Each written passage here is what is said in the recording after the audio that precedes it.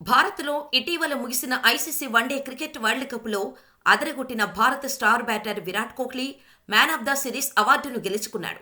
ఈ సిరీస్లో 765 పరుగులతో విరాట్ కోహ్లీ ప్రపంచ కప్లో అత్యధిక పరుగులు చేసిన సచిన్ టెండూల్కర్ రికార్డును బద్దలు కొట్టాడు. అలాగే వన్డే క్రికెట్లో అత్యధిక సెంచరీల రికార్డును కూడా విరాట్ కోహ్లీ బద్దలు కొట్టి సరికొత్త చరిత్ర సృష్టించాడు. ఈ జాబితాలో 50 సెంచరీలతో విరాట్ కోహ్లీ అగ్రస్థానంలో ఉండగా 49 సెంచరీలతో సచిన్ రెండో స్థానంలో ఉన్నాడు. అయితే వరల్డ్ కప్ ముగిసిన తర్వాత విరాట్ కోహ్లీ రిటైర్మెంటుపై వార్తలు వస్తూనే ఉన్నాయి.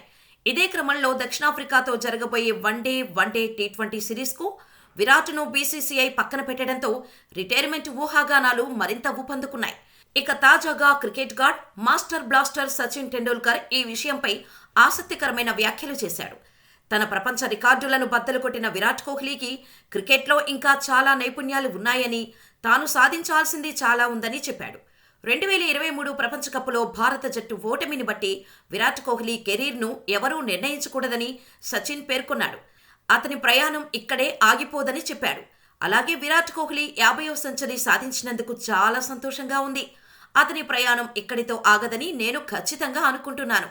అతను ఇంకా చాలా క్రికెట్ ఆడాలి. అతనికి దేశం కోసం మెరుగ్గా ఆడి మరిన్ని విజయాలు, రికార్డులు సాధించాలనే కోరిక చాలా ఉంది. భారత్కు సంబంధించిన రికార్డు ఎప్పటికీ భారత్తోనే ఉంటుంది. నేను అదే కోరుకుంటున్నాను అని సచిన్ పేర్కొన్నారు.